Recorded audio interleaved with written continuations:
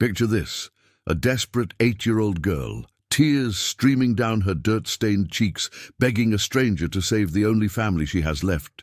Her beloved horse is trapped neck-deep in quicksand, and time is running out.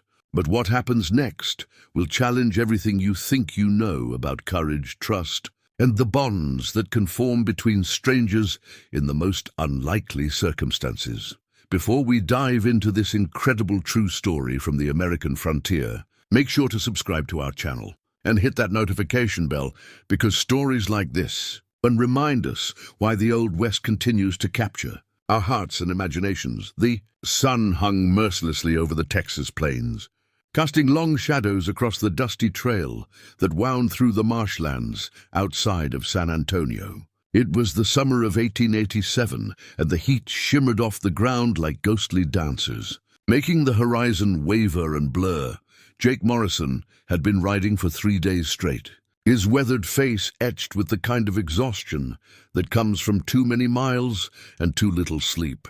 His horse, a sturdy bay mare named Belle, moved with the steady rhythm of an animal that knew her business. Jake was a cattle driver by trade, moving herds from ranch to market. But today he rode alone, just a man and his horse. Against the vast emptiness of the frontier, the cry reached him before he saw anything, a sound so desperate and heart-wrenching that it made Belle's ears prick forward, and her pace quicken without any urging from Jake. It was the voice of a child, high and terrified, cutting through the afternoon stillness like a knife. "Help!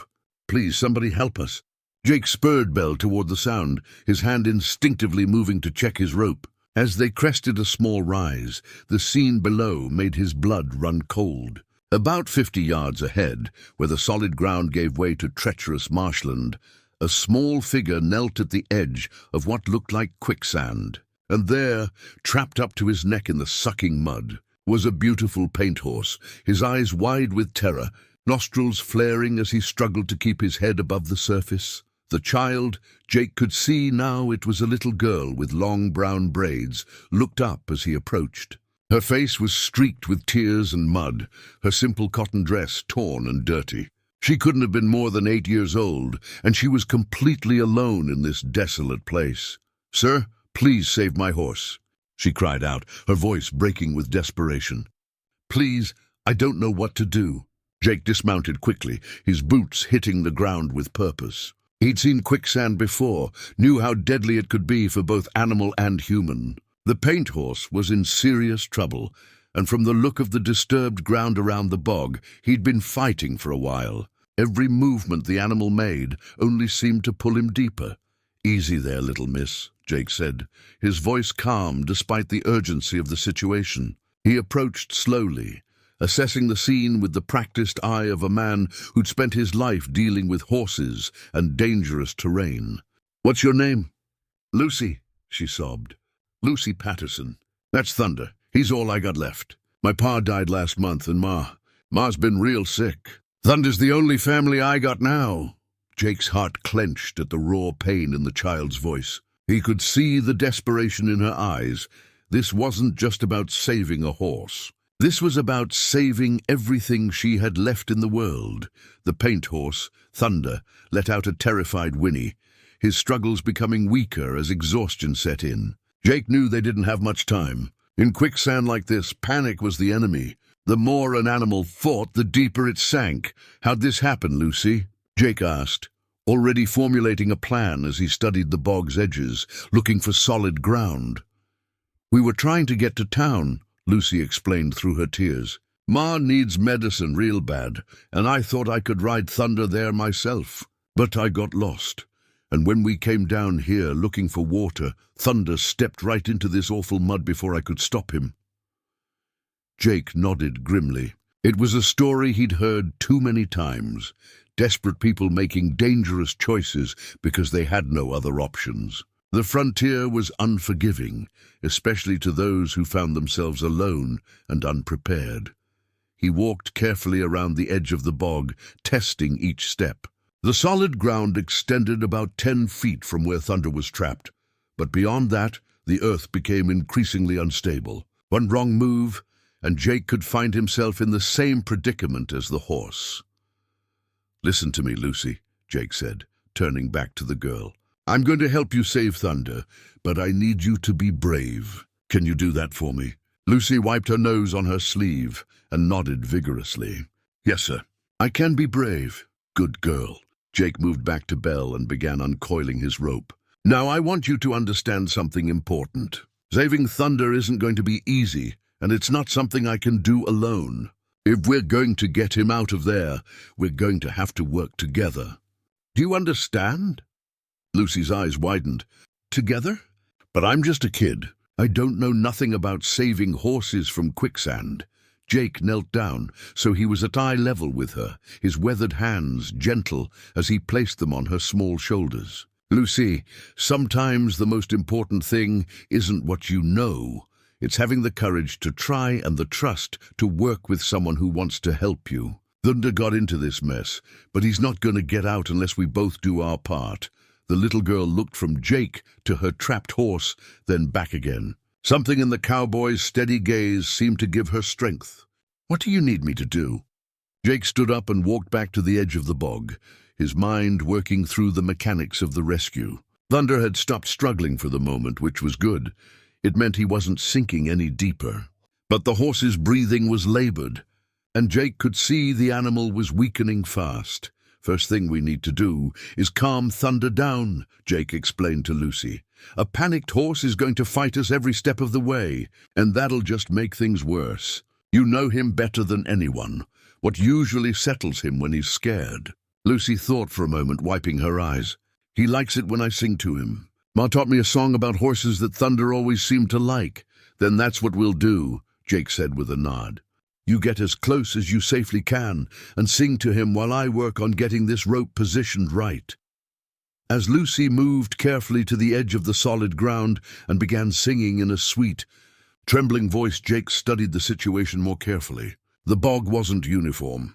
There were patches where the mud looked thicker and others where it seemed more liquid. Thunder had managed to get himself into one of the deeper sections. But if Jake could get a rope around him and create the right leverage, there might be a chance. That's beautiful. Lucy, Jake said as her voice carried across the marsh. Look how Thunder's ears are moving towards you. He knows you're here. Indeed, the paint horse had stopped his frantic movements and was focusing on the familiar sound of Lucy's voice. His breathing was still rapid, but the wild panic in his eyes had subsided somewhat. Jake tied one end of his rope to Belle's saddle horn, then began fashioning a large loop with the other end. Now, Lucy, I need you to keep singing, but I also need you to watch what I'm doing. This rope is going to be our lifeline, but getting it around Thunder is going to take both of us. How can I help? Lucy asked, never stopping her gentle song. I'm going to try to lasso Thunder, but from this angle it's going to be tricky. You know how he moves, how he thinks. If you can help guide him, maybe call his name, or make the sounds you usually make when you want him to turn his head, it might help me get the rope where it needs to go. Lucy nodded eagerly. Thunder always turns toward me when I whistle like this. She demonstrated a soft, two-note whistle that immediately caught the horse's attention. Perfect, Jake said. Now here's what we're going to do. I'm going to move around to the left side of the bog. When I give you the signal, I want you to whistle and call Thunder's name. If he turns his head toward you, it should give me the angle I need to get this rope around his chest. Just behind his front legs. Jake moved carefully around the perimeter of the bog, testing each step before putting his full weight down. The ground was treacherous. What looked solid could give way without warning. As he positioned himself, he could hear Lucy continuing to sing, her voice growing stronger and more confident. You ready, Lucy? Jake called out. Ready, she replied. Jake began swinging the rope, building momentum for the throw. Now, Lucy whistled sharply and called out, Thunder! Over here, boy. The paint horse turned his head toward her voice, just as Jake had hoped. The cowboy released the rope with practiced precision, and the loop sailed through the air, settling perfectly around Thunder's chest. Got him, Jake shouted, but his celebration was short-lived. As soon as Thunder felt the rope tighten, he began to panic again, thrashing in the mud and threatening to pull himself deeper. Sing, Lucy, Jake called out urgently. Keep him calm. Lucy's voice rose again, sweet and soothing, and gradually Thunder's struggles subsided. But Jake could see they had a new problem. The rope was in position, but the angle was all wrong. If he tried to pull Thunder straight out from where Belle was positioned, the rope would likely slip up around the horse's neck, and that could be fatal. "Lucy!" Jake called out, his voice serious. "I need you to come over here. But be very careful where you step." The little girl made her way around the bog, following the path Jake had taken. When she reached him, he knelt down again and looked her in the eyes. "Here's the situation," he said honestly. "The rope is on Thunder, but if I try to pull him out from this angle, it's not going to work. We need to change the direction of the pull, and that means one of us needs to be on the other side of the bog." Lucy's eyes widened with understanding and fear. "You want me to go over there by myself?" "No," Jake said firmly.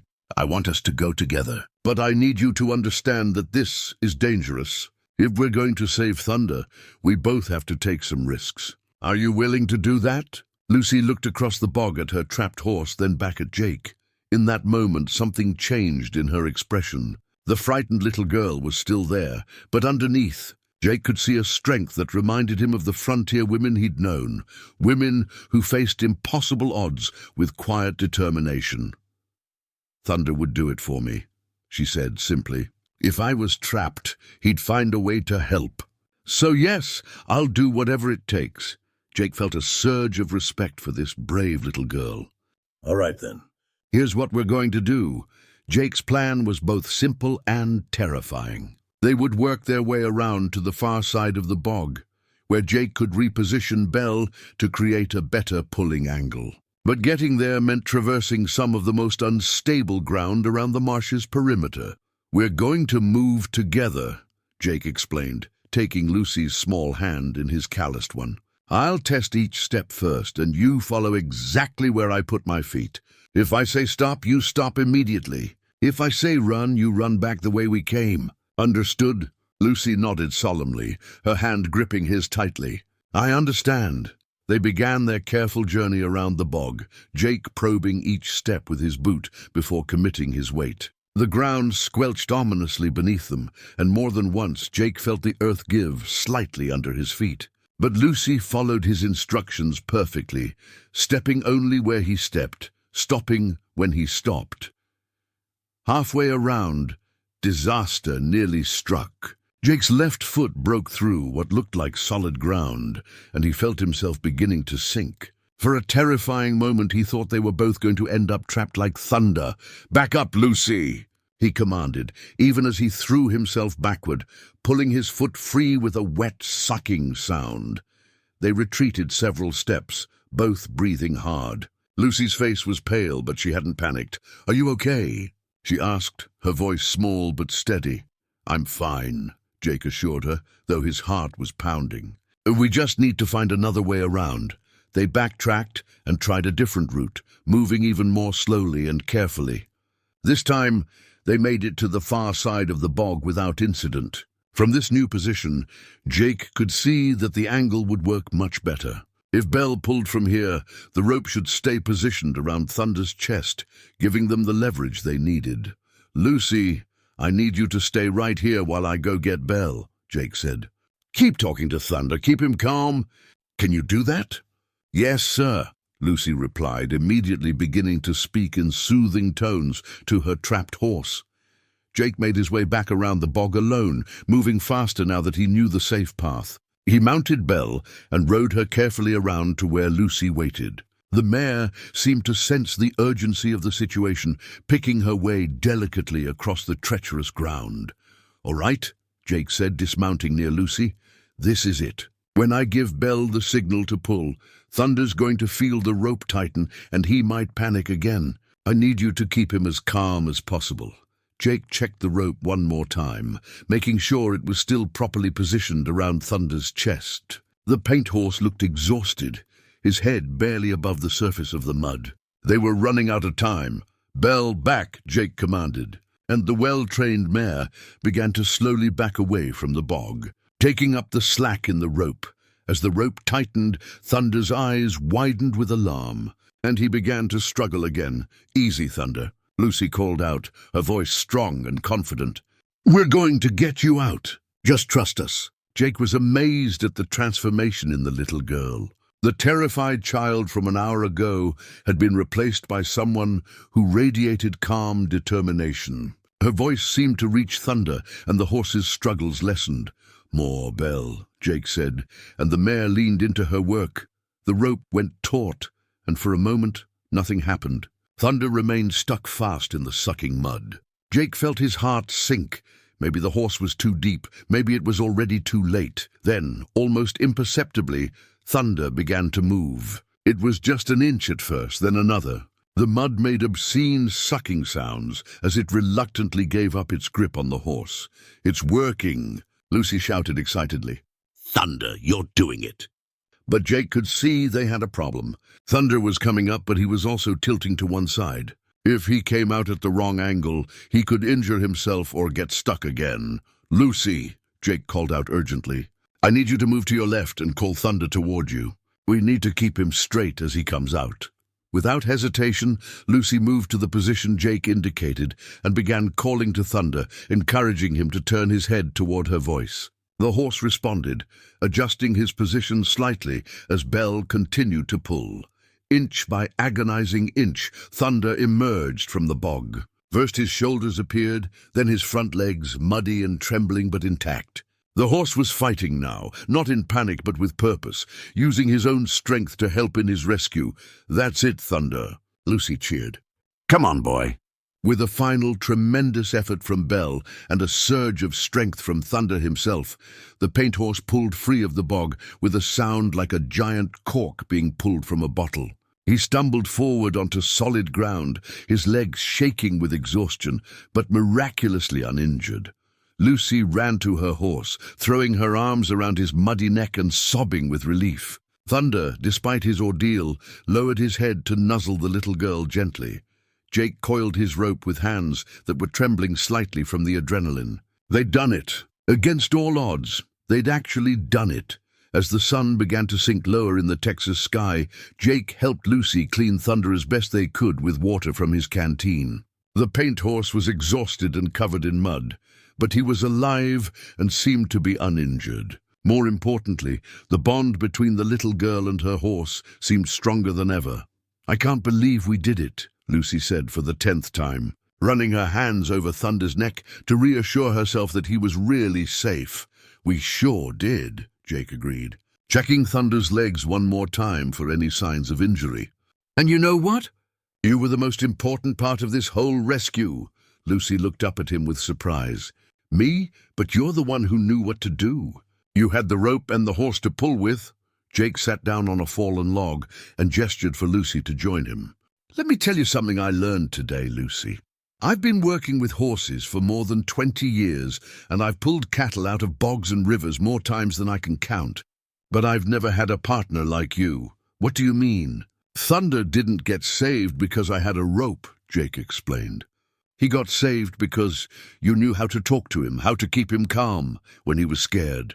You knew exactly what he needed to hear. Without that, all the ropes in the world wouldn't have mattered." Lucy considered this, absently stroking Thunder's muzzle. "Pa always said that Thunder and me had a special connection. He said some folks are just born knowing how to talk to animals. Your pa was a wise man," Jake said. "But it's more than that. What you showed today wasn't just a way with animals. It was courage. Real courage. Do you know what courage is, Lucy?" The little girl thought for a moment. "Being brave?" "Being brave is part of it," Jake agreed. "But real courage is being scared and doing what needs to be done anyway.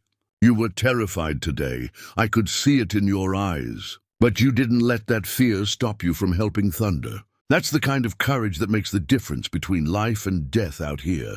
As they talked, Jake learned more about Lucy's situation. Her father had died in a farming accident 6 weeks earlier, and her mother had been bedridden with fever ever since. Lucy had been trying to care for both her mother and Thunder, but she was running out of food and medicine. "That's why I was trying to get to town," Lucy explained. "Doc Henderson said he'd give me medicine for Ma if I could bring him some eggs and milk to trade. But I got lost, and then Thunder. Jake made a decision that surprised even him. "Lucy, how would you feel about having some company on the ride to town?" Her face lit up with hope. "You'd come with us?" "I'd be honored to," Jake said. "Thunder's been through a lot today, and he needs to rest before making any long trips. But tomorrow morning, if you're willing, we can all ride to town together. I know Doc Henderson, good man. We'll make sure your ma gets the medicine she needs." Lucy's eyes filled with tears again, but this time they were tears of relief and gratitude. "Why are you being so kind to us? You don't even know us." Jake was quiet for a long moment, watching the sunset paint the sky in shades of orange and pink. "You know, Lucy, I've spent most of my life riding alone. Always figured that was the best way. Don't depend on anyone. Don't let anyone depend on you. But today you taught me something important." "What's that?" "Sometimes the best way to be strong isn't to stand alone, it's to stand together. When you asked me to save Thunder, you weren't really asking me to do it for you. You were asking me to do it with you, and that made all the difference." Lucy smiled, the first real smile Jake had seen from her all day. "Pa used to say that the frontier was too big and too dangerous for anyone to face alone.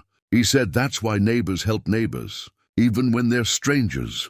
"Your pa sounds like he was a very smart man," Jake said, as the stars began to appear in the darkening sky. Jake made camp near a small stream about a mile from the bog. Lucy helped gather firewood while Thunder grazed nearby, seemingly none the worse for his ordeal. Over a simple dinner of beans and hardtack, they talked about their lives, their dreams, and their fears. Lucy told Jake about her plans to keep the family farm running until her mother recovered. Jake found himself sharing stories about his own childhood, growing up on a ranch in Montana before taking to the trail as a cattle driver. "Do you ever get lonely?" Lucy asked as they watched the fire crackle. "I used to think I didn't," Jake admitted. "But today made me realize that maybe I've been lonely for a long time without even knowing it." The next morning, they made the journey to town together. Doc Henderson was indeed happy to help, providing medicine for Lucy's mother in exchange for Jake's promise to bring supplies from the next town over. But more than that, Jake found himself making a decision that would change his life. "Lucy," he said, as they prepared to ride back to her family's farm, "I've been thinking. You and your ma are going to need help getting that farm back on its feet. And I'm getting tired of life on the trail. How would you feel about having a neighbor?" Lucy's eyes widened. "You mean you'd stay?" "There's a piece of land for sale just down the road from your place," Jake explained. "I've got enough saved up to buy it and maybe some cattle to go with it. If you're willing to teach me about farming, I'd be willing to help you and your ma however I can." Lucy threw her arms around Jake's waist, hugging him tightly. "Thunder and me would like that very much." As they rode toward home together, Jake, Lucy, and Thunder, the cowboy reflected on the strange turns life could take. He'd started the day as a lonely drifter, and he was ending it as part of a family he'd never expected to find. The little girl who had begged him to save her horse had ended up saving something in him that he hadn't even realized was lost. And in learning to work together, they'd both discovered that sometimes the greatest strength comes not from standing alone, but from standing together. 6 months later, Jake Morrison was no longer a cattle driver. He'd bought the land next to the Patterson farm and had become quite successful at raising both cattle and crops. Lucy's mother had recovered fully from her illness, and the three of them, along with Thunder, had become an inseparable family. Lucy had grown taller and stronger, but she'd never lost the courage and determination she'd shown that day at the bog. She'd become Jake's best student in the art of working with horses, and he'd become her best student in the art of farming. And Thunder? The paint horse had become something of a local legend. Folks would come from miles around to see the horse that had survived the quicksand bog, and to meet the little girl and the cowboy who had saved him together. But for Jake, Lucy and Thunder, the real treasure wasn't the fame or the successful farm. It was the lesson they'd learned that day in the marsh, that sometimes the most important thing you can do is reach out your hand to someone who needs help and trust them to reach back, because in the end, We're all stronger when we stand together. If this story touched your heart and reminded you of the power of courage, trust, and friendship, make sure to subscribe to our channel for more incredible true stories from the American frontier. Hit that like button if you believe in the strength that comes from helping others, and share this story with someone who might need to hear it today. Because just like Jake and Lucy learned, we're all stronger when we stand together. What did you think of this story? Have you ever experienced a moment when a stranger's kindness changed your life? Share your thoughts in the comments below. We'd love to hear from you.